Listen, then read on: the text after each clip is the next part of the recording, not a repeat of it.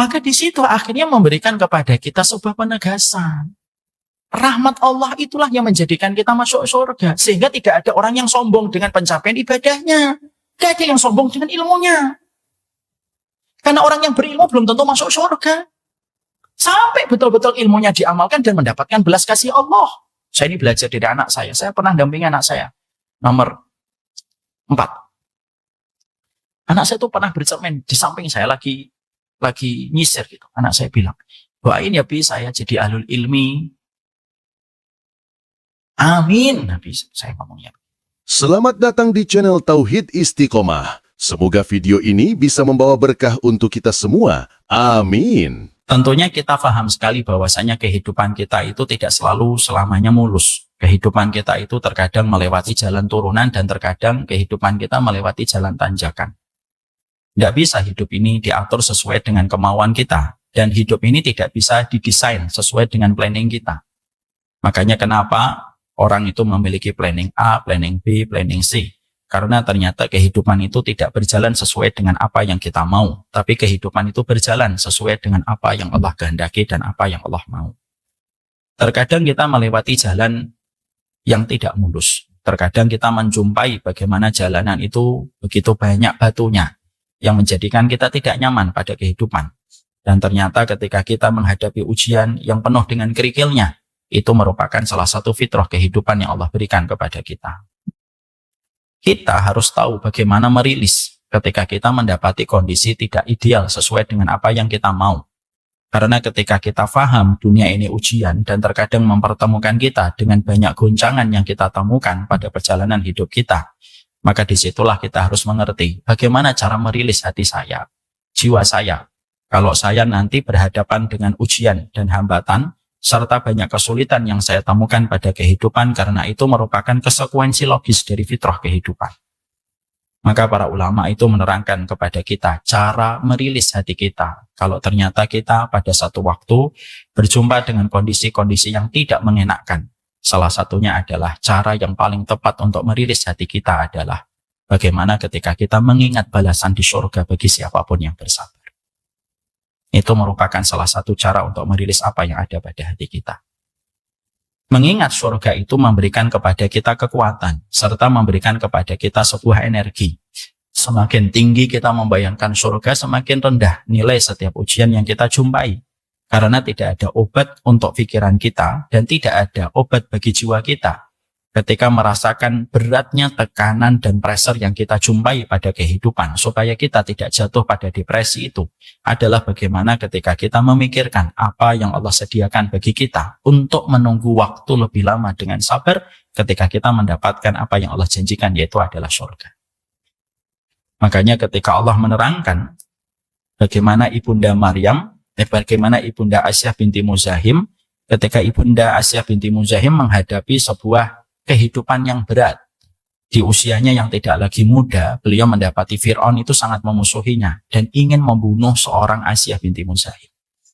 Kekecewaan yang dimiliki oleh Fir'aun menggelegar ketika mendapati istrinya ternyata beriman dengan apa yang didakwahkan oleh putra angkatnya mereka, yaitu Musa alaihissalam.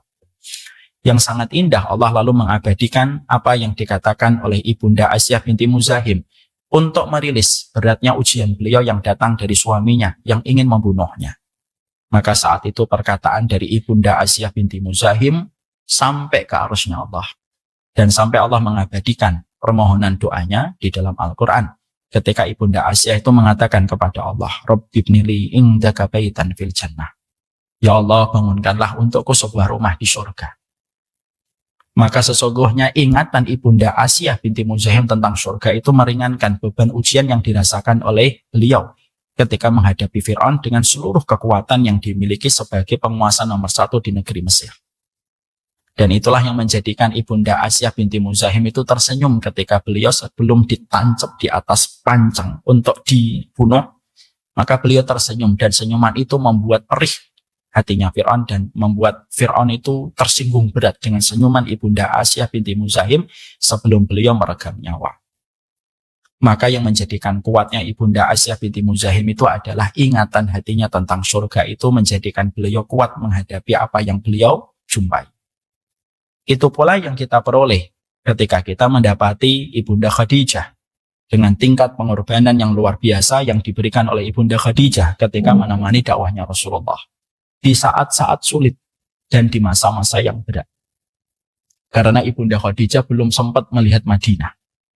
Ibunda Khadijah belum sempat mendapati satu kawasan itu beriman, sebagaimana Bunda Aisyah mendapatkan itu di kota Madinah. Maka ketika Ibunda Khadijah merasakan berat sekali pada perjalanan hidup beliau menemani dakwah Rasulullah dengan tingkat permusuhan yang luar biasa, suaminya menjadi public enemy number 1 di kota Mekah, maka lihatlah cara Allah merilis perasaan yang dimiliki oleh Ibunda Khadijah. Turun itu adalah malaikat Jibril. Lalu malaikat Jibril itu memberikan salam kepada Rasulullah dan menitipkan salam kepada Ibunda Khadijah dari Allah dan dari malaikat Jibril. Salam itu diberikan kepada Ibunda Khadijah. Tidak hanya berhenti di situ. Maka malaikat Jibril itu berkata, Allah telah membangunkan sebuah rumah untuk Khadijah. Dengan sebuah rumah yang tidak ada kepenatan, tidak ada kelelahan, dan tidak ada kebisingan. Karena rumah yang paling penuh dengan kelelahan itu rumahnya Ibunda Khadijah. Dan rumah yang penuh dengan keramaian itu rumahnya Ibunda Khadijah. Ketika Ibunda Khadijah mendapatkan kabar itu, tenang hatinya. Dan jujur beliau berinteraksi dengan Nabi dan memberikan backup terbaik kepada Rasulullah SAW. Itulah yang disebut dengan energi besar pada kehidupan orang yang beriman. Hari ini kita hidup pada masa materialisme dan penuh dengan entertainment. Dan kita merasa bahwasanya energi kita itu kita dapatkan dari entertainment. Kita merasa bahwasanya energi kita peroleh dari kekuatan finansial dan materialisme. Bukan. Kekuatan yang paling tulus memberikan energi pada kehidupan kita itu adalah ketika kita ingat surga. Karena sesungguhnya ingat surga itu selalu memberikan kekuatan bagi kehidupan seorang manusia. Saya tertarik dengan tulisan seorang wanita di sosial media. Semoga Allah merahmati beliau. Tulisannya bagus sekali. Saya ingin ceritakan di sini. Ada seorang istri yang sedang mengeluhkan suaminya di dalam menaruh handuk di atas tempat tidur. Seorang wanita berkata, saya itu paling sebel melihat suami saya meletakkan handuk di atas tempat tidur. Maka ketika suami saya selalu meletakkan handuk di atas tempat tidur, saya marah dan menyebabkan pertengkaran-pertengkaran di waktu pagi. Saya menyangka dengan kemarahan saya membuat suami saya bisa berubah. Tapi saya lupa bahwasanya suami saya punya ego yang begitu tinggi. Kemarahan demi kemarahan yang saya berikan kepada suami saya ketika dia menaruh handuk di atas tempat tidur, itu tidak mengubahnya. Insya Allah. Ini laki-laki yang pantang menyerah. Maka saya mengubah metodenya saya. Metode saya rubah dengan bahasa yang lebih halus tetapi menyindir. Untuk mengingatkan suami saya. Bagaimana saya mengingatkan dengan menyindir. Perkataannya lebih halus, frekuensinya lebih turun, volumenya lebih dikit. Tapi itu pun juga sama, suami saya juga tidak pernah berubah. Akhirnya saya kebingungan, bagaimana urusan anduk di atas tempat tidur ini bisa selesai. Maaf ya ibu dan bapak, kadang-kadang kalau sudah suami istri, masalahnya itu tidak gede-gede amat. Masalahnya itu kadang-kadang urusan anduk atau urusan sofa yang terkadang makan kacang di atas sofa. Nah bagi yang ketawa-ketawa ini semoga ibu-ibu diampuni dosa-dosanya oleh Allah. Maka pada saat itu saya mengubah lagi. Saya memakai kata-kata yang ketus supaya mengingatkan suami saya. Supaya suami saya tersindir, tertohok, tersudutkan dengan perkataan ketus saya. Saya tidak tinggi, tapi rendah, tapi ketus kepadanya. Tapi juga tidak berubah. Akhirnya saya menyadari bahwasanya saya ingin mengubah kondisi rumah supaya suami saya meletakkan anduk tidak lagi di tempat-tempat tidur. Itu bukan saya memberikan kepadanya perintah dan instruksi. Saya harus mengubahnya dari diri saya sendiri. Kata beliau. Yang saya lakukan adalah berdamai dengan pikiran saya sendiri, dan itulah saatnya ketika saya berdamai dengan pikiran sendiri, saya menempatkan anduk yang saya temukan di atas tempat tidur. Saya melihatnya bukan lagi handuk, tapi saya melihatnya adalah permadani surga yang Allah turunkan di kamar saya. Ibu paham ini? Ya sudah, kalau udah paham saya pulang ya. Ketika saya melihat handuk itu adalah potongan permadani yang Allah turunkan dari surga untuk saya. Maka ketika saya mengubah pikiran saya, bahwasanya setiap pagi saya melihat handuk di atas tempat tidur, dan saya melihatnya itu adalah potongan permadani yang Allah turunkan dari surga untuk saya. Saya mengambilnya dengan tulus. Senyuman saya bukan senyuman menyeringai, tapi senyuman saya senyuman yang datang dari hati. Karena anduk hitam putih yang saya ambil dari suami saya, itu bukan anduk, itu. Dan itu saya lakukan tiap waktu. Suami saya mulai melihat perubahan saya. Tidak ada kata ketus, tidak ada kata menyindir, tidak ada senyuman menyeringai dari bibirnya istri saya. Maka akhirnya ketika saya berubah semacam itu, bukan berubah anduknya, handuknya tetap ada. Bekas dari anduk itu yang basah di tempat tidur masih ada. Tapi cara saya melihat anduk itu menjadi berbeda. Sehingga ketika mengambil anduk itu saya penuh dengan kegembiraan. Karena potongan permadani inilah yang nanti saya akan dapatkan di surga. Maka akhirnya setiap pagi saya menantikan mana potongan permadaninya. Bagus banget ya tulisannya. Saya tidak ngerti siapa penulisnya, tapi bagus banget. Akhirnya saya berusaha untuk terus memindahkan dengan tulus. Dan ketika saya akhirnya melakukan itu, suami saya melihat perubahan pada wajah saya, mimik saya, ketulusan saya, senyuman saya yang tulus. Akhirnya suaminya berubah. Dan akhirnya suaminya tidak lagi meletakkan anduk di atas tempat tidur. Suaminya meletakkan handuknya di tempat yang seharusnya. Maka pada saat itulah sang istri berkata, saya senang sekali suami saya berubah. Tapi saya juga sedih. Potongan permadani saya sudah tidak ada lagi. Mungkin suaminya tahu pikiran istrinya. Saya nggak mau dia dapat potongan permadani. Terus dipindah. Tapi disitulah kita akhirnya memahami betul bahwasanya kehidupan kita itu terkadang. Karena hari ini materialisme begitu kuat. Hedonisme begitu menyengat pada kehidupan. Dan terkadang entertain itu begitu mengepung kita dari berbagai macam sisi. Akhirnya kita lupa bahwasanya yang paling penting pada pikiran kita. Sunnah itu tidak hanya ngurusin urusan masalah kita sholat. Sunnah itu bukan hanya ngurusin bagaimana kita umroh sesuai dengan sunnah Rasul. Sunnah itu bukan hanya ngurusin bagaimana kita puasa Asyura dan Tasu'a. Tapi sunnah itu mengatur bagaimana kita mengatur pikiran kita dan tidak ada pikiran yang paling indah untuk diatur dalam hati kita dan jiwa kita.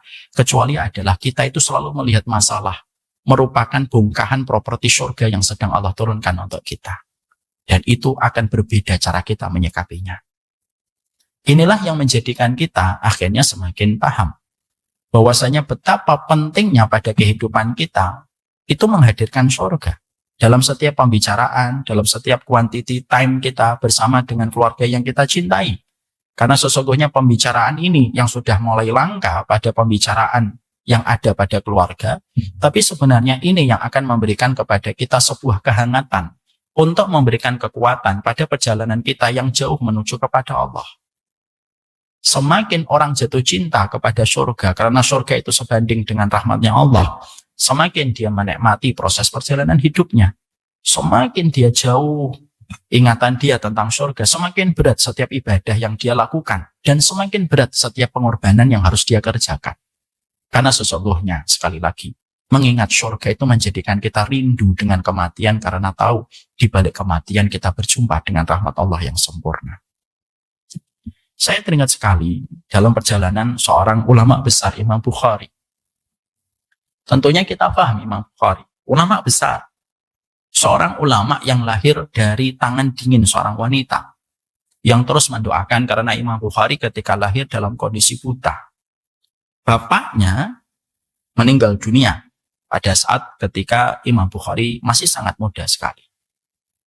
Maka Imam Bukhari itu ketika kecil sudah terkenal dengan kecerdasan beliau di dalam beliau itu menghafal. Tidaklah beliau itu ditampilkan kepadanya tentang hafalan Quran, tentang hafalan hadis yang salah kecuali beliau bisa membenarkan. Itulah Imam Bukhari. Yang dinobatkan sebagai imam para ulama hadis dunia. Itu adalah Imam Bukhari. Yang kitab yang disusun oleh beliau dinobatkan kitab yang paling sahih setelah Al-Quran adalah Sahih Bukhari. Pernah Imam Bukhari di masa muda, ketika belum genap usia 15 tahun, beliau itu dihadapkan kepada ada 10 ulama besar. 10 ulama besar ini sepakat, ayo kita uji hafalannya Bukhari. Nama kecilnya adalah Muhammad bin Ismail bin Ibrahim. Itu nama aslinya Imam Bukhari. Bukhara itu tempat tinggal lahirnya Imam Bukhari. Makanya dinisbatkan kepada Muhammad bin Ismail. Akhirnya namanya Bukhari. 10 ulama datang, seluruh satu ulama membawa 10 hadis yang dibuat berantakan. Berantakan matannya, isi hadisnya, berantakan sanadnya. Lalu satu ulama itu maju. Hadis ini, kemudian qala Rasulullah.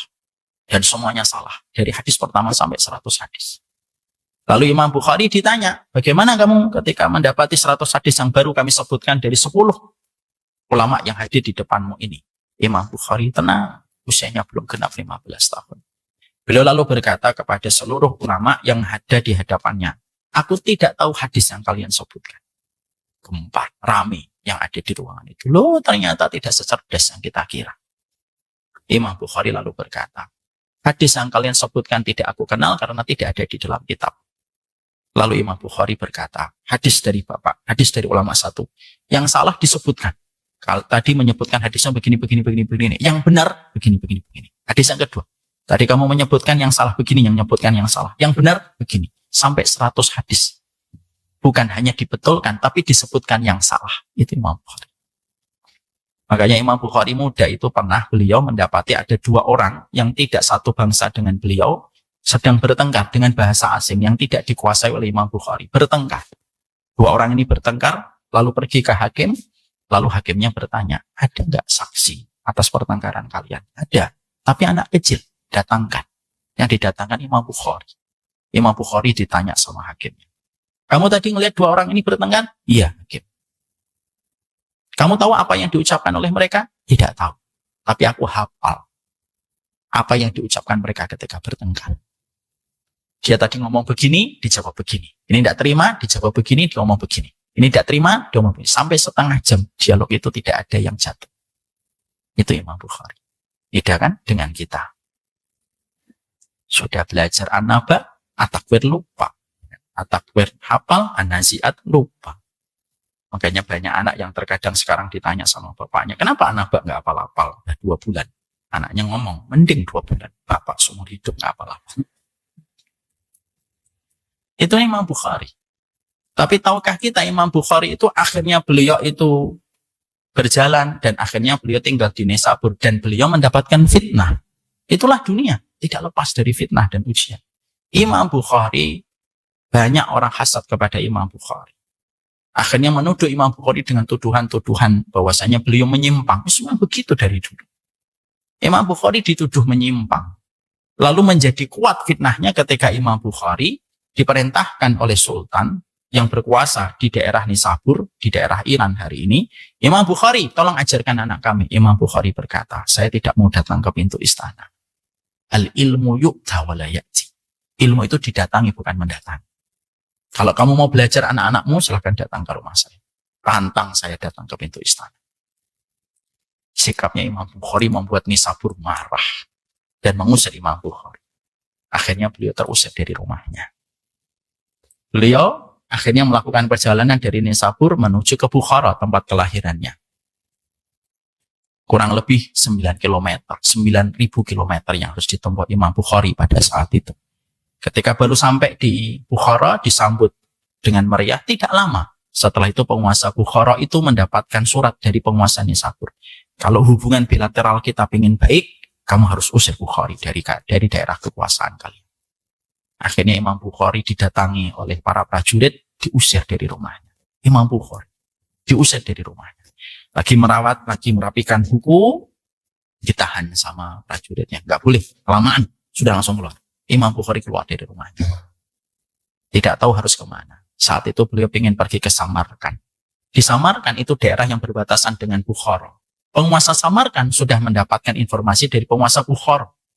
Jangan biarkan Bukhari masuk ke daerah kalian. Ditutup bordernya oleh para prajurit. Imam Bukhari masuk ke Bukhara, tidak bisa. Masuk ke Samarkand, tidak bisa. Dan beliau akhirnya terlunta-lunta di pinggir jalan. Pada saat itulah Imam Bukhari teringat surga dan berkata, ya Allah, dunia yang asalnya lapang untukku, ini dunia terasa sempit ya Allah. Biarkan aku pulang ke kampungku akhirat yang engkau janjikan. Tidak sampai 1 kali 24 jam, Imam Bukhari meninggal dunia. Di pinggir jalan. Terusir dari rumahnya. Tidak diterima di negeri Samarkand, diusir dari negeri Bukhara. Itulah Imam Bukhari. Apa yang kita ambil dari pelajaran Imam Bukhari? Itulah iman, itulah hidup. Hidup itu terkadang akan mempertemukan kita dengan ujian yang tidak pernah kita duga. Tapi ketika kita akhirnya tahu bagaimana cara kita merilis sesuai dengan apa yang disampaikan oleh Rasulullah, cara yang paling nikmat itu ketika kita ingat balasan yang kita peroleh ketika nanti kita menuju kepada Allah. Makanya Imam Bukhari itu mengatakan, dunia yang terasa luas untukku, ya Allah, hari ini terasa sempit, ya Allah. Biarkan aku pulang menuju ke negeri akhirat yang kau janjikan. Dan Allah kabulkan. Allah bayar cash, Allah bayar kontan. Tidak sampai 1 kali 24 jam lewat. Itulah negeri yang menjadi sebuah impian bagi kita semuanya. Inilah sebuah negeri yang menjadi negeri babak kedua bagi kita.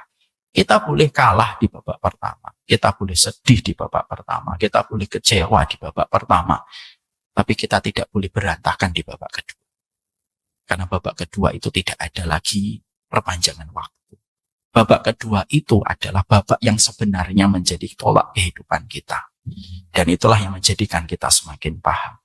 Mengingat surga itu memberikan energi kekuatan pada perjalanan hidup kita. Istri tidak akan kuat kalau dia menghadapi suami yang ternyata berbeda dengan apa yang diharapkan kecuali ingatannya surga. Suami juga tidak akan kuat terus menemani istrinya dengan bengkoknya, dengan kekurangannya, kecuali mengingat surga.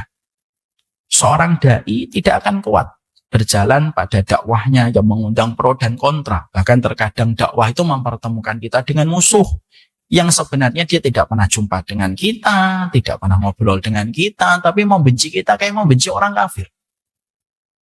Apa yang membuat kita kuat? Satu, ingatan kepada surga. Apa yang bisa membuat kita bangun tengah malam? Surga. Apa yang bisa membuat seorang wanita menutup auratnya dengan cuaca yang panas? Surga. Apa yang membuat seorang laki-laki sebagaimana Yusuf ketika digoda oleh seorang wanita, ketika dia di negeri perantauan yang tidak ada satupun orang mengenalnya, yang menggodanya bukan wanita biasa, tapi mampu ditampik, ya karena surga. Surga itu merupakan perkara yang seharusnya selalu hidup pada hati dan pikiran kita. Makanya kata Imam Ibnu Qayyim di dalam kitabnya Hadil Arwah ila Biladil Afrah, yaitu bertamasya ke negeri akhirat. Imam Ibnu Qayyim itu berkata, setan itu yang senantiasa menjadikan ingatan manusia tentang surga itu hilang. Karena setan itu selalu datang di depan. Apa maksudnya setan datang di depan? Melupakan kita tentang balasan kita, tentang kebaikan kita, tentang kesabaran kita yang akan dibalas cash dan kontan oleh Allah. Itulah setan. Kenapa ingatan kita tentang surga itu tidak pernah bertahan lama, Ustaz? Selalu tergantikan dengan apa yang kita temukan di dunia. Setan itu. Karena setan tahu betul, kata Imam Ibnu Qayyim, orang kalau sering berpikir tentang surga, dia menjadi orang yang paling ridho. Orang kalau ingatannya tentang surga itu bertahan lama, dia adalah orang yang paling sabar. Dan dia tentunya adalah orang yang mampu menjalani kehidupan dengan apa yang Allah perintahkan. Nah itulah yang menjadikan kita memahami kenapa kita harus membahas tentang masalah surga. Karena sesungguhnya ini akan memberikan energi pada perjalanan kehidupan kita. Sekarang mari kita membahas tentang surga, karena ini merupakan pertemuan yang ketiga. Pertemuan terakhir, kalau tidak salah, 5 bulan atau 4 bulan yang lalu. Darulah saya ada udur. Sekarang mari kita membahas tentang pernak-pernik surga itu apa saja. Karena perjalanan kita membedah buku Homeland of Shalihin ini membahas tentang bagaimana perjalanan kita ketika kita ingin menghadirkan surga nyata pada kehidupan kita. Dan surga itu bukan ilusi, tapi surga itu merupakan sebuah kehidupan yang nyata adanya, dan siapapun yang memikirkan surga itu memberikan kekuatan. Makanya ibu-ibu dan bapak bisa memahami tidak? Ketika Nabi mendapatkan tahun kesedihan yang disebut dengan Amul Husni, maka pada saat Nabi itu merasakan Amul Husni ketika istrinya Ibunda Khadijah wafat, dan ketika pula kita mendapati Abu Thalib juga wafat di tahun yang sama. Lihat caranya Allah itu ketika mentreat seorang Nabi Muhammad ketika lagi sedih. Apa yang Allah lakukan kepada Nabi Muhammad? Allah berikan Nabi Muhammad kekayaan? Tidak, karena Allah tahu kekayaan itu tidak bisa merilis apa yang dirasakan oleh Nabi Muhammad. Allah menjadikan Nabi Muhammad jalan-jalan ke Taif? Tidak. Karena bukan itu yang dibutuhkan oleh Nabi Muhammad. Ketika Amul Husni itu menimpa kepada Nabi, dua kekuatan yang membackup Nabi Muhammad dalam dakwah Abu Thalib dan Ibunda Khadijah wafat, yang dilakukan oleh Allah kepada Nabi Muhammad adalah mengisrakan Nabi Muhammad lalu memi'rajkan Nabi Muhammad. Isra'nya dari Masjidil Haram ke Masjidil Aqsa. Mi'rajnya dari Masjidil Aqsa menuju kepada langit untuk melihat neraka dan surga. Makanya pada saat itulah Nabi Muhammad melihat orang-orang yang diadab di dalam neraka. Nabi Muhammad melihat bagaimana tentang keindahan surga. Salah satunya beliau melihat istana putih yang sangat indah. Yang disangka Nabi Muhammad itu istananya. Ternyata istana itu adalah istananya Umar bin Khattab. Jadi ibu harus tahu, bapak harus mengerti. Orang yang dibangunkan istana dan orang yang masih hidup itu adalah Umar bin Khattab radhiyallahu anhu. Kenapa Nabi di-mi'rajkan dari Baitul Maqdis menuju kepada surga? Karena memang surga itu memberikan kekuatan. Makanya akhirnya ketika Nabi turun, ujiannya semakin berat dihadapi oleh Nabi dengan kejujuran. Nabi tidak berkhianat kepada Allah. Nabi tidak mundur walaupun setapak. Karena ketika beliau sudah melihat surga, maka itu menjadi sebuah kekuatan energi bagi Nabi Muhammad menjalani hari-hari. Makanya di akhir-akhir ujung kehidupan Nabi Muhammad itu kan Nabi Muhammad itu sebenarnya diberikan pilihan oleh Allah. Muhammad, kamu ingin melihat nggak tanda-tanda kemenangan dari dakwah yang kamu rintis? Ataukah kamu ingin kembali kepada sisiku? Nabi tidak memilih yang pertama, tetapi Nabi memilih yang kedua. Ila rafiqil a'la. Menuju kepada teman-temanku yang solih di tempat yang tertinggi. Nabi Muhammad wafat di atas pangkuan Ibunda Aisyah. Dan beliau tidak memilih untuk melihat tanda-tanda kemenangan yang dirasakan oleh umatnya dan para sahabatnya. Karena rasa rindunya Nabi kepada surga sudah tidak terbendung. Makanya kalau sedikit keluar dari topik, meninggalnya Nabi itu Pak dan Ibu di atas pangkuan Ibunda Aisyah. Ini hadis paling indah dalam masalah keluarga. Kenapa Nabi Muhammad tidak meninggal di perang Badar? Kenapa Nabi Muhammad tidak meninggal di perang Uhud? Kenapa Rasulullah tidak meninggal di Masjidil Haram? Tidak pula meninggal di Masjid Nabawi? Allah mampu nggak menjadikan Nabi Muhammad meninggal di tempat-tempat terbaik dan teristimewa itu dalam panggung sejarah kehidupan Islam? Mampu, kecil pun fayakun jadi. Tapi kenapa Rasulullah tidak meninggal di Masjidil Haram? Kenapa Nabi tidak meninggal di Masjid Nabawi? Tapi meninggalnya Nabi itu di rumah. Di atas pangkuan Ibunda Aisyah. Untuk memberi arti dan hikmah untuk kita. Puncak rahmat seorang laki-laki dan seorang wanita itu, mereka saling meridhoi sebelum perjalanan akhirat dimulai. Makanya bapak dan ibu, kalau kita dapatin bapak kita sepuh di rumah sakit, apa permintaannya?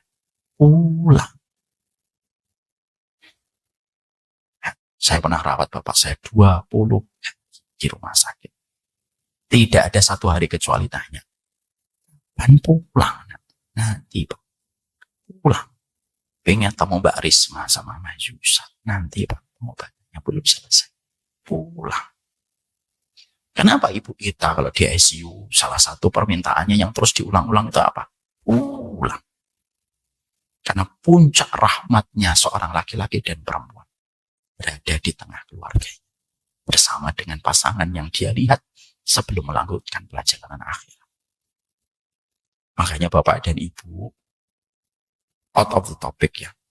Kalau kita nanti harus bicara manajemen kematian dengan pasangan, saya sudah membicarakan ini, walaupun dengan kesedihan. Tapi ini selalu saya bicarakan sama istri saya. Istri saya pun bicara. Salah satunya yang kita sepakati apa? Nanti kalau kita sakit berat, nah untuk bila ini tadi. Dan dokter sudah setengah melepas tangan dan angkat tangan, setengah angkat tangan. Pulangkan saya saja. Lebih baik saya di antara anak-anakku, di antara suamiku, di antara istriku. Karena itu menenangkan sebelum perjalanan akhirat dimulai.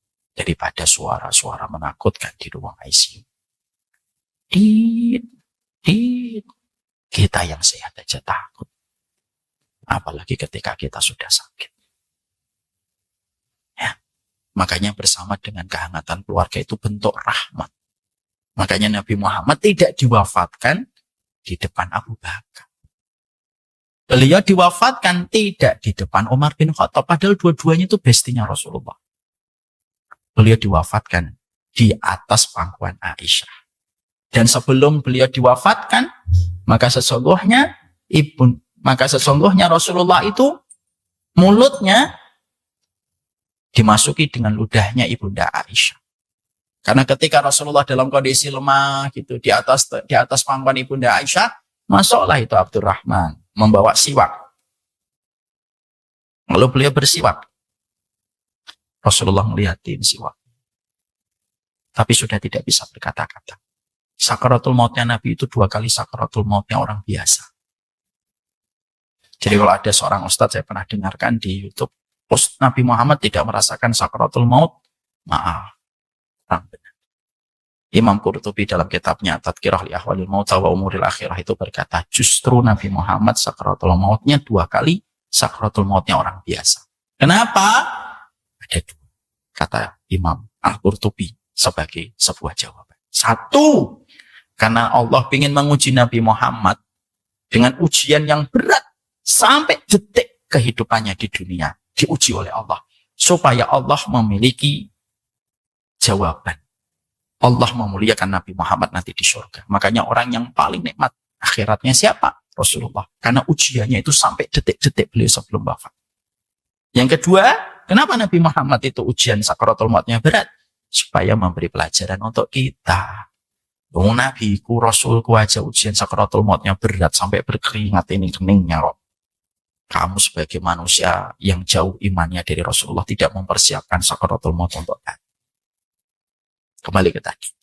Maka ketika Rasulullah itu melihat adiknya ibunda Aisyah itu memakai siwak, gini, maka Rasulullah melihatin dan Rasulullah lemas. Dia bisa berkata-kata. Diambil. Sini. Ini istri yang paham dengan isyarat suami. Panggil sini. Minta. Maka bekas ini dibalik sama ibunda Aisyah. Kemudian dibuatin serabut siwak yang baru. Basah dengan ludahnya Nabi Muhammad. Basah dengan ludahnya ibunda Aisyah. Dipegangkan itu ke tangannya Rasulullah, digerakkan oleh ibunda Aisyah. Ludah yang ada di serabut siwak itu bertemu dengan ludah mulianya Rasulullah SAW. Maka ludah terakhir yang ada pada mulutnya Nabi Muhammad yang begitu mulia itu ludahnya ibunda Aisyah, istrinya. Itulah rahmat pada kehidupan manusia sebelum nanti melanjutkan kehidupan. Itulah yang Allah firmankan di dalam surat Ar-Rum 21. Wa min ayatihi an khalaqalakum min anfusikum azwaja litaskunu ilaiha wa ja'ala bainakum mawaddatan wa rahmah. Dijadikan kalian itu menikah sesama kalian itu supaya kalian mendapatkan sakinah, ketenangan. Makanya rumah itu di dalam bahasa Arab terkadang disebutnya baitun, kadang disebut sakanun. Kalau rumah itu terdiri dari batu bata, genteng, pasir, itu namanya baitun. Yang melindungi kita dari teriknya matahari dan dinginnya malam. Itu. Tapi ketika rumah itu memberikan ketenangan, namanya sakan. Makanya kalau ada seorang laki-laki dan perempuan, dia mendapatkan banyak persoalan di luar rumah, halilintar, kilat, menyambar-nyambar, tapi sekalinya dia pulang, membuka pintu, jekrek. Suara halilintar itu hening. Modenya langsung mode hening, tidak lagi mode nyari. Berarti rumah itu adalah sakan. Ya, makanya itu sakan. Lalu yang kedua mawaddah. Kecintaan yang dalam yang disertai ibadah. Tidak semua kecintaan yang dalam itu disertai ibadah. Kalau begitu namanya mahabbah. Tapi kecintaan yang dalam tetapi disertai ibadah namanya mawaddah. Puncaknya rahmat. Ketika manusia itu meninggal dalam kondisi saling meridhoi di antara pasangan mereka. Itulah Rasulullah. Jadi Rasulullah itu memilih kehidupan di akhirat.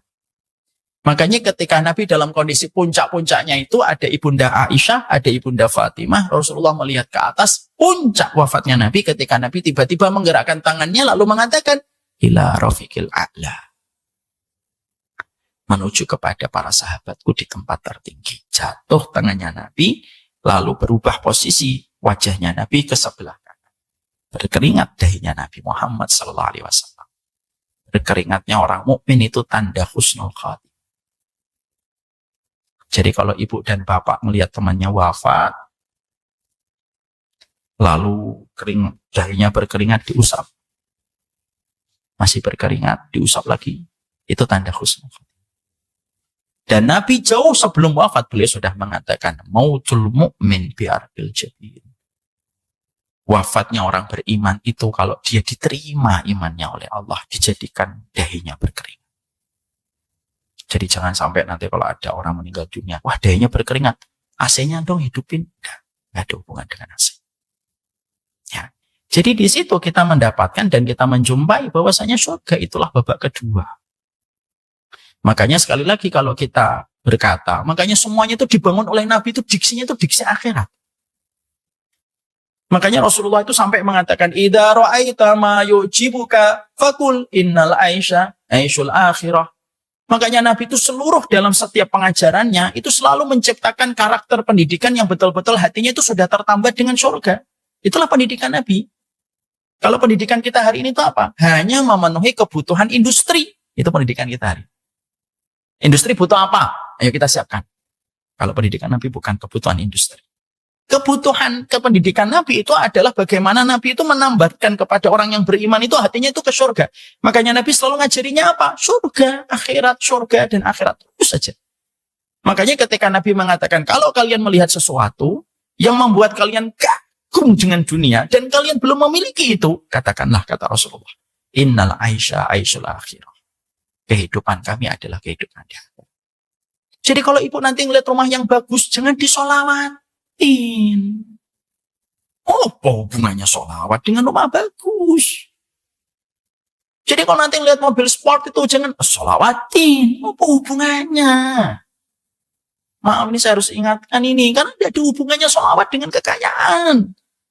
Berapa banyak orang yang tidak beriman itu punya mobil yang mewah, punya rumah yang mewah, tapi tidak pernah sholawat. Jangan merendahkan arti sholawat yang harusnya menjadi cermin kecintaan kita kepada baginda. Makanya Rasulullah mengatakan, kalau kalian melihat sesuatu yang mengagumkan, katakanlah, innal aisha aishul akhirah. Ayo bareng-bareng yuk. Innal aisha. Bareng-bareng. Innal aisha aishul akhirah. Sesungguhnya kehidupan kami adalah kehidupan dia. Kalau lihat mobil bagus, belum bisa kita punya, ya sudahlah, moga-moga dapatnya nanti di akhir.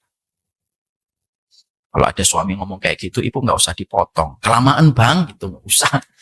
Amin. Jadi itu yang menjadikan kita akhirnya tenang, gitu loh. Karena babak kedua itu memberi harapan. Makanya kita tuh senang banget ketika kita beriman tuh ada hari akhir. Kenapa kita senang? Karena ada harapan. Final Piala Champion itu, kalau hanya satu leg, nggak enak. Tapi kalau ada dua leg pertama dan leg kedua, kalau gagal, kalah di leg pertama, masih ada babak kedua. Untuk kita membalas kekalahan. Maka sesungguhnya iman kepada hari akhir ketika Allah mengingatkan kepada kita ada surga itu memberikan kepada kita itu kelapangan, harapan.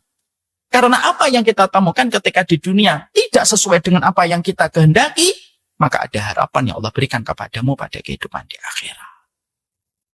Itu yang menjadikan kita paham. Kenapa setiap iman kepada Allah itu selalu disertai iman kepada hari akhir. Karena kita disetting oleh Allah hidupnya tidak sekali. Allah mendefault kita itu settingan kita itu apa? Hidupnya 2 kali. Dan hidup di akhirat itulah yang menjadi salah satu titik perhatian kita. Nah itulah kenapa kita membahas tentang surga. Karena sekali lagi surga itu memberikan energi pada perjalanan hidup kita. Sekarang mari kita membahas pernak-pernik tentang surga terlebih dahulu. Pernak-pernik surga itu ada 10 pernak-pernik. Jangan sampai kita terkena paham terkena paham minimalisme. Oh surga itu nanti ada banyak mainan. Itu surga yang dulu kita pahami ketika masih kecil di bangku SD.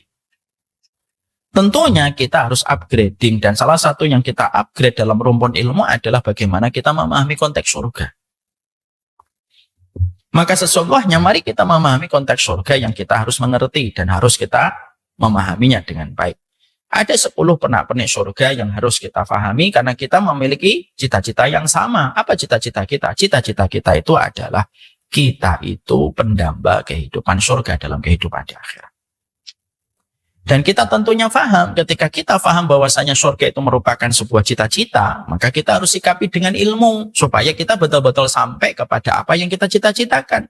Dan salah satu ilmu yang kita bahas itu pernak-pernik tentang surga. Karena apa? Tidak setiap orang yang baik itu sampai ke surga, sampai dia benar. Dan benarnya itu indikatornya dengan ilmu. Makanya Abdullah bin Mas'ud, beliau berkata, "Kam min muridil khair la yusibu." Berapa banyak orang yang baik tidak sampai ke surga. Kenapa? Jalannya salah. Maka itulah yang menjadikan kita akhirnya harus memahami apa yang harus kita mengerti tentang surga. Ada 10. Pernak-pernik, prolog, dan mukadimah pembahasan kita masalah surga. Kita bahas nomor 1. Yang pertama, surga itu terletak di antara rahmat dan ibadah. Surga itu terletak di antara rahmat dan ibadah. Di satu sisi kita mengetahui, mari kita buka pada halaman 36. Kita tentunya mengetahui betul bahwasanya Rasulullah mengatakan kepada kita dalam hadis riwayat Muslim, La yudkhilu ahadam minkum amaluhu al-jannah wa la yujiruhu minan nar wa la ana illa bi rahmatin minallah. Ada satu hadis yang penting untuk kita pahami. Nabi itu mengatakan dalam hadis riwayat Muslim, tidak ada satu amalan siapapun yang bisa memasukkan orang ke surga. Dan tidak ada satupun amalan siapapun yang menjauhkan seseorang dan menyelamatkan seseorang dari neraka. Sesungguhnya yang memasukkan kita ke surga dan menjauhkan kita dari neraka itu adalah rahmat yang Allah berikan. Ini bagaimana kita menempatkan persoalan ini supaya kita tidak sampai salah paham, lalu salah menetapkan kurikulum. Jangan sampai akhirnya orang berpikir, ya sudahlah tidak usah beribadah, toh kan masuk surganya itu karena rahmat. Jangan sampai ada seorang suami dibangunkan istrinya, ayo sholat malam, tahajud. Tuh kan, kayak ikut kajian asaf tadi pagi. Kita itu masuk surga bukan tahajud bunda, tapi karena rahmat. Itu bisa-bisanya aja, nyari alasan untuk tidur lagi. Sekarang mari kita bahas. Kenapa kok kita ini masuk surga itu karena rahmat, bukan karena amal soleh kita. Dan apa hikmahnya Allah meletakkan persoalan ini pada kehidupan ilmu kita memahami surga? Begini Bu, karena surga itu propertinya sangat mahal. Saking mahalnya properti surga, amalan kita itu kalau dikumpulkan, nggak akan pernah sebanding dengan properti surga, dengan nilainya yang fantastik, yang tidak akan mampu terjangkau dengan seluruh usaha yang kita lakukan dalam kehidupan kita. Nggak usah sombong dalam amal soleh. Itu yang Allah ingin tekankan. Nah surga itu mahal Ustaz, mahal. Nggak usah kita bicara surga, kita bicara yang paling real aja. Apa properti paling mahal di dunia ini? Bukan di Washington, bukan pula di California, bukan pula di Beverly Hills. Enggak. Properti paling mahal itu Masjidil Haram. Di sekitarnya. Satu meternya itu bisa ratusan miliar. 1 meternya. Orang semacam saya, hidup mati, hidup lagi, mati lagi, hidup lagi kerja. Belum tentu bisa beli 1 miliar. Nggak tahu ya kalau bapak-bapak sini, mungkin 3 kali lah hidup matinya. Kalau saya mungkin 4 kali lah. Saking mahalnya properti yang ada di Masjidil Haram. Kalaulah properti di sekitar Masjidil Haram, kita saja, kita peres keringat kita untuk kerja, belum tentu kamu bisa mendapatkan dan bisa membeli properti di pinggir Masjidil Haram, apalagi properti surga. Makanya nanti kita mendapatkan surga itu bukan karena amal soleh kita, karena rasa belas kasih Allah dalam bentuk rahmat yang Allah berikan kepada kita. Makanya ada sebuah sabda Nabi dan hadis Nabi yang menjelaskan tentang itu. Ada seseorang laki-laki dari Bani Israel beribadah kepada Allah 500 tahun. Ketika dia beribadah selama 500 tahun, maka dia ketika dibangkitkan, dihisab oleh Allah, maka dia mendapatkan izin dari Allah memasuki surga. Udkhulul jannah, masuklah kamu ke surga. Lalu Allah mengatakan, masuk kamu ke surga dengan rahmatku. Lalu orang itu berkata, ya Allah, saya ini masuk surga karena amal solehku. Oh, enggak. Kamu tidak masuk surga karena amal solehmu. Kamu masuk surga karena amalku. Enggak ya Allah, saya masuk surga karena amal solehku. Lalu Allah memanggil malaikat. Malaikat. Hitung amal orang. Dihitung 500 tahun dia beribadah kepada Allah. Setelah dihitung oleh para malaikat, Allah memerintahkan kembali. Konversikan amal soleh yang telah dia lakukan selama 500 tahun. Lalu timbang.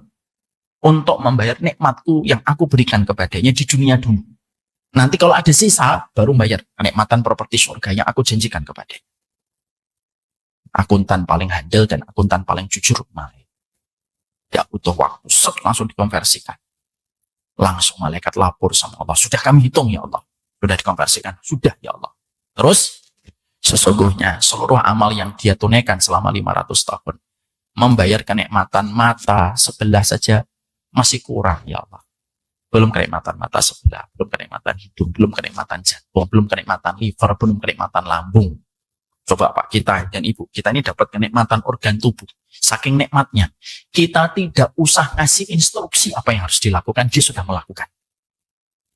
Itu saking nikmatnya. Pernah nggak malam itu kita minta sama Allah, ya Allah nanti besok rezeki air saya 3 liter. Nah, ginjalnya harus segini. Ginjalnya harus begini ya. Livernya harus begini. Coba kalau kita hidup harus kayak gitu. Mungkin malam tidak akan pernah bisa tidur nyenyak kita. Karena khawatir ada yang belum kita kasih instruksi. Dan besok kita mati gara-gara lupa instruksi. Tapi saking Allah itu cintanya kepada kita. Semua berjalan tanpa kita minta. Makanya ketika tadi 500 tahun dia dihitung, kata Allah, hanya membayar mata sebelah. Sebelahnya belum. Belum alisnya, belum rambutnya, belum kulitnya, belum tangannya, belum kakinya, belum udaranya, belum airnya, belum buahnya, belum padi. Semuanya belum, ya Allah. Hamba itu terdiam. Lalu Allah berfirman kepadanya, masuk surga, kasih belasku. Dan iya ya Allah, aku masuk surga karena rahmat. Masuklah ke surga. Maka di situ akhirnya memberikan kepada kita sebuah penegasan. Rahmat Allah itulah yang menjadikan kita masuk surga. Sehingga tidak ada orang yang sombong dengan pencapaian ibadahnya. Tidak ada yang sombong dengan ilmunya. Karena orang yang berilmu belum tentu masuk surga. Sampai betul-betul ilmunya diamalkan dan mendapatkan belas kasih Allah. Saya ini belajar dari anak saya. Saya pernah dampingi anak saya. Nomor 4. Anak saya itu pernah bercermin di samping saya lagi nyisir gitu. Anak saya bilang, doain ya Bi, saya jadi ahlul ilmi. Amin. Nabi saya ngomongnya. Tidak sampai 1 menit. Anak saya mengkoreksi, merevisi. Nggak jadi deh. Loh, kok nggak jadi? Ahlul ilmi itu memang benar, nak. Iya, saya mintanya tidak ahlul ilmi, ahlul jannah. Saya tanya, kenapa ahlul jannah? Karena orang berilmu belum tentu masuk surga. Saya mandek aja. Hari itu saya belajar dari anak saya umur 8 tahun. Itulah yang namanya keamal. Makanya kalau kita ngaji hanya untuk menyombongkan diri kita di depan orang lain. Kita ngaji hanya untuk merendahkan orang, menyesatkan orang, memandang majelis taklim lain itu dengan pandangan sebelah mata, menganggap yang lain itu nggak ada ilmunya kecuali kita ada ilmunya. Lah buat apa sih ngaji kayak gitu? Rahmat Allah itu mencari hati yang merendah. Sebagaimana air itu selalu mencari tempat yang rendah. Makanya kenapa kita sering disuguhkan di dalam sejarah kisah-kisah nyata yang tragis orang yang beribadah matinya murtad. Sering mendapatkan kisah nyata kayak gitu. Sering kita dapatkan itu di dalam kitab-kitab. Kenapa ada orang yang ibadah akhirnya matinya murtad walaupun ibadahnya luar biasa? Kata para ulama hati. Karena ada kesombongan pada pencapaian ibadah yang mereka lakukan dan akhirnya Allah meninggalkan ibadah itu. Dan akhirnya dijadikan ibadah itu berantakan yang berujung dengan murtadnya orang itu di akhir hidupnya. Makanya jangan sombong. Yang memasukkan kita itu ke surga itu rahmatnya Allah. Dan Imam Ibnu Qayyim itu berkata, orang yang paling sombong itu, yang paling parah itu ya sombong dengan harta, sombong dengan amal ibadah. Sombong dengan harta. Memang tercela, tapi tidak paling tercela. Ada orang sombong dengan harta. Tercela banget itu, tapi tidak yang paling tercela. Jalan gitu, uang 100 ribunya jatuh. Mas, uang 100 ribu. Berapa? 100 ribu. Tidak apa-apa nih, ambil aja. Songong nih memang itu. Tapi dia tercela, tapi bukan yang paling tercela. Ada orang yang sombong dengan jabatannya, tercela kata para ulama, tapi bukan yang paling tercela. Siapa yang paling tercela? Orang-orang yang berada di majelis taklim, di masjid, di tempat-tempat kebaikan, lalu sombong dengan ibadah. Dan ilmunya yang belum tentu keduanya diterima oleh Allah. Makanya yang memasukkan manusia ke dalam surga itu rahmatnya Allah. Terus kalau kita tidak beribadah, Ustaz? No, enggak. Kamu dapat rahmatnya Allah itu ketika kamu beribadah. Karena beribadah itu mengumpulkan poin-poin yang bisa poin-poin itu terpilih mendapatkan rahmatnya Allah. Makanya tidak mungkin orang yang tidak beribadah mendapatkan rahmatnya Allah. Yang beribadah aja belum tentu dapat rahmatnya Allah, apalagi tidak beribadah. Kita tetap beribadah. Tapi ibadah yang kita bangun itu tidak boleh kita banggakan, menjadikan hati kita jumawa, jiwa kita menjadi sombong, merendahkan orang, ibadah itu tetap menjadikan kita merendah. Dan ibadah itu poin-poin yang kita kumpulkan supaya kita bisa berkesempatan tambah besar mendapatkan rahmatnya Allah. Ingat gak dulu ketika waktu kecil ada kuis jari-jari gitu. Ingat? Dulu setiap orang yang ngikutin ada poin-poinnya dimasukkan ke di bola besar. Ingat dulu? Lalu diputar bola besarnya. Nanti yang keluar nanti ditelepon. Semakin kita banyak mengumpulkan poin, semakin banyak bola-bola kita di dalam tempat bulat itu supaya tambah besar kemungkinan untuk keluar. Supaya mendapatkan hadiah. Sama sebenarnya analoginya. Lalu kenapa kalau kita masuk surga karena rahmat kita harus ibadah? Karena ibadah kamu itu mengumpulkan poin-poin yang semakin banyak. Dengan semakin poin yang banyak, memperbesar kemungkinanmu untuk mendapatkan.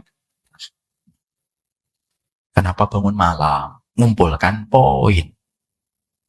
Kenapa ngaji? Mengumpulkan poin. Kenapa? Rahmatnya Allah itu menyapa kepada mereka yang beribadah. Kenapa harus ada ibadah, Ustaz? Karena itu sifat keadilan Allah. Kalau setiap orang itu bisa masuk surga tanpa ibadah, maka keadilan Allah hilang. Nanti orang yang beribadah akan ngomong kepada Allah, ya Allah saya sudah beribadah. Karena Allah memiliki sifat keadilan, Allah perintahkan beribadah. Allah yang seleksi. Mana yang paling berkualitas, itulah yang mendapatkan rahmatnya Allah. Sehingga tidak ada di antara kita, kalau kita sudah paham bahwasanya kita ini masuk surga karena rahmat, jangan sombong dengan pencapaian ibadah. Makanya ibu dan bapak, Imam Ibn Taimiyah, Syekhul Islam, beliau itu kalau digoda dengan kesombongan pada ibadah, beliau itu meruqyah hatinya. Jadi kalau beliau tiba-tiba ingat hafalannya yang banyak, ingat karyanya yang banyak, Ibn Taimiyah itu begini, kita bisa niru. Iyyaka na'budu wa iyyaka nasta'in. Ibu tadi malam sholat tahajudnya dari jam 9:30 sampai 3:30. Terus pagi harinya itu jalannya sudah beda sekali. Iya kan? Iya kan? Kenapa ayat itu yang dibaca oleh beliau? Ayat itu mengingatkan beliau. Kepada Allah kita menyembah dan kepadanya kita minta pertolongan. Gak ada ibadah kecuali pertolongan Allah. Jadi apa yang kita sombongkan? Ya. Jadi itu yang menjadikan akhirnya orang yang mendambakan surga itu harus selesai dengan PR pada hatinya. Surga itu bukan hanya melulu tentang masalah sujudmu, sholatmu, tawafmu. Iya, itu penting. Tapi kamu harus selesai dengan pekerjaan PR pada hati kita. Apa itu? Jangan sombong di balik ibadah kita. Jangan sombong di balik ilmu kita. Ya. Makanya setan itu ketika menggoda manusia, yang di luar masjid sama yang di dalam masjid itu beda. Setan menggoda orang yang di luar masjid ketika tidak datang ke masjid itu menggodanya dengan khamr, dengan riba dan lain sebagainya. Tapi setan ketika menggoda orang yang di masjid, orang yang di antara taman-taman taklim, taman-taman ilmu, menggodanya apa? Menggodanya supaya dia hatinya sombong. Dan itu pernah terjadi kepada Imam Ahmad. Imam Ahmad pas sakit berat. Imam Ahmad, orang yang hafal 1 juta hadis. Bapak-bapak berapa? 1 hadis. Itu pun terpotong sebenarnya. Innamal a'malu binniyat.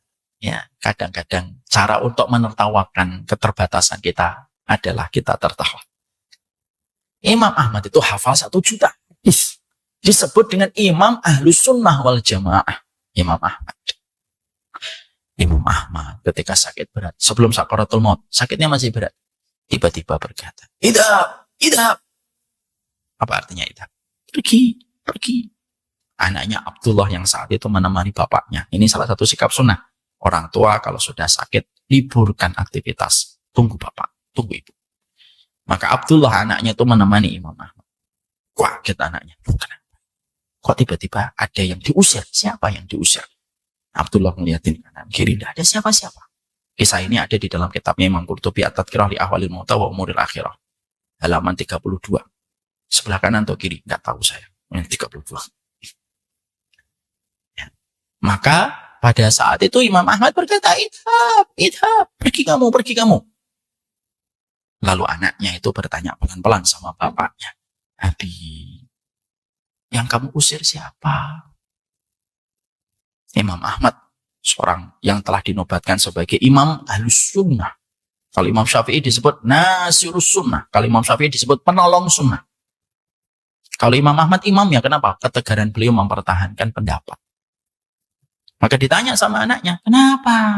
Abi, tadi nak ada dua setan yang datang di sebelah kanan, datang di sebelah kiri. Datang dari sebelah kanan itu berkata, Ahmad, pemahamanmu tentang Quran itu Masya Allah Ahmad, tinggi benar. Kamu didahulukan oleh banyak orang Ahmad. Lalu setan sebelah kiri mendatangiku dan berkata, Ahmad, pengetahuanmu tentang hadis itu tidak ada yang bisa menandingi Ahmad. Luar biasa kamu itu memahami tentang hadis. Dan bagaimana luar biasanya kamu menghafalkan hadis. Maka Imam Ahmad sadar, itulah setan. Pergilah. Apa yang kita ambil pelajaran dalam kisah nyata itu yang pernah terjadi dan menimpa kepada Imam Ahmad? Pelajarannya adalah, setan itu selalu kalau menggagalkan kita untuk minum khamr dan menggagalkan kita untuk berzina, setan datang dalam bentuk sebungkah hati yang ujub pada setiap pencapaian kita. Lalu, kalau masuk surga itu karena rahmat, bukan karena amal soleh. Kita tetap beribadah, kita tetap taat untuk terus mendapatkan rahmat. Dan ingat, rahmat Allah bisa menyapa siapa saja. Jangan pernah kita sombong, jangan pernah putus dari rahmatnya Allah.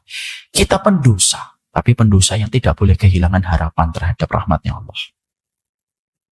Karena Allah bisa memberikan rahmat kapan saja yang Allah kehendaki. Ada sebuah kisah. Ya, ini cukup terkenal kisah ini. Yang diceritakan oleh Abdullah bin Mas'ud radhiyallahu anhu. Salah satu sahabat yang memiliki kedudukan istimewa di hati Rasulullah, Abdullah bin Mas'ud.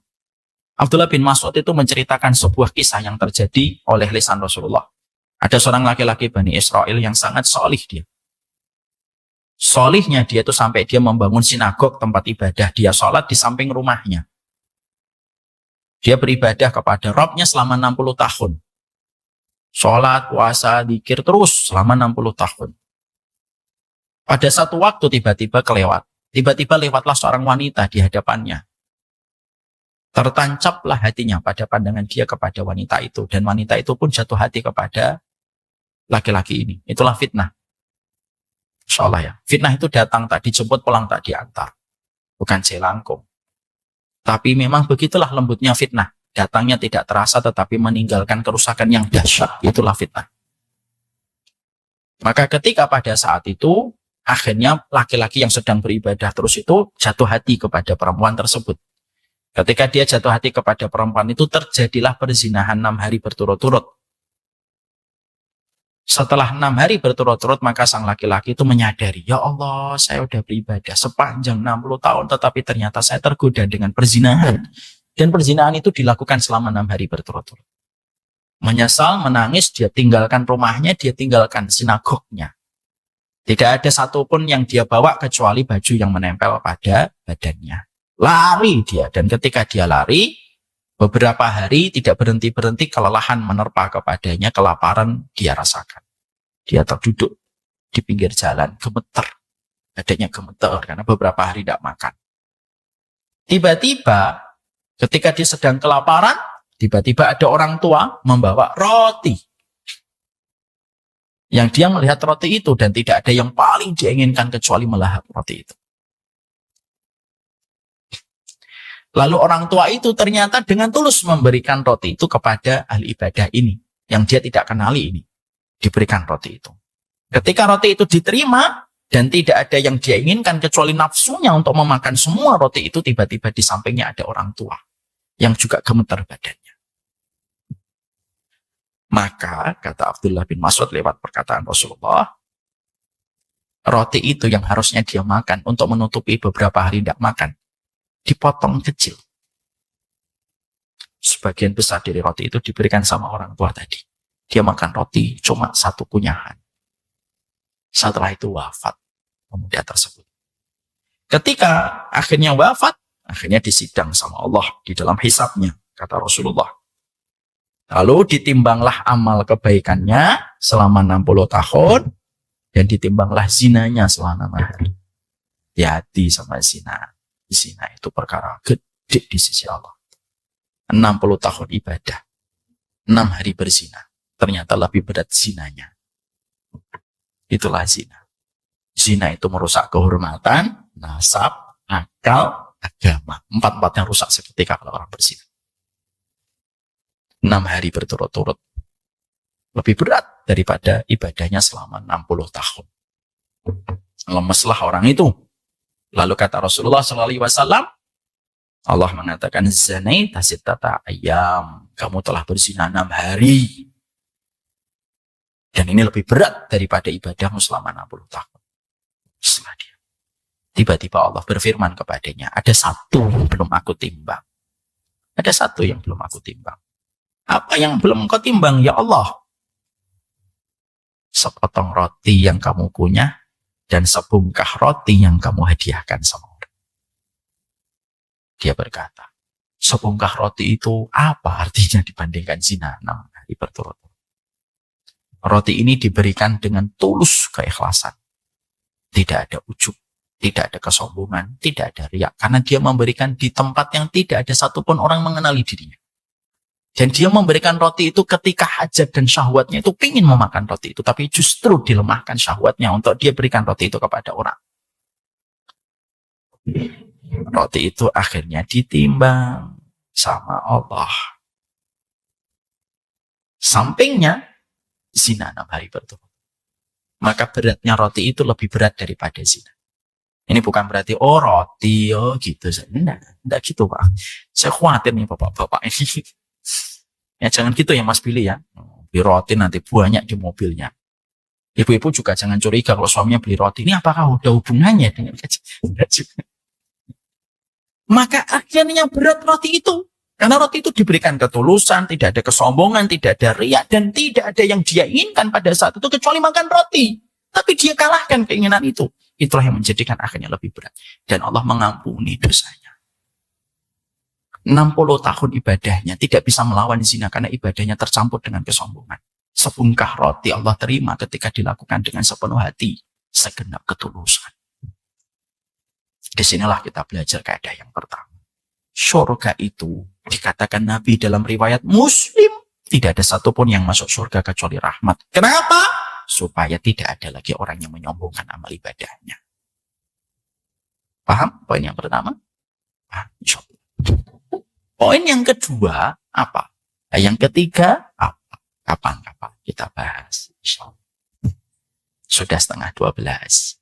Perjalanan saya ke Bekasi banyak prosedur yang harus dilewati. Jadi ini yang dapat saya sampaikan dalam pertemuan ini. Semoga Allah memberikan keberkahan dalam setiap urusan kehidupan kita. Allah tundukkan hati kita, jangan sombong. Kalau ada di antara ibu-ibu dan bapak yang belajar kepada kami, bersama-sama kami, hanya untuk nyesat-nyesatin orang, tidak usahlah belajar. Tidak usah, kita satu majelis. Daripada nanti juga kamu akan hujat saya nanti. Tapi kalau kita belajar sama-sama, kita menjaga hati kita menuju kepada perkara yang Allah ridhoi, mari kita belajar. Sembari kita menjaga hati kita setiap waktu. Sunnah yang kita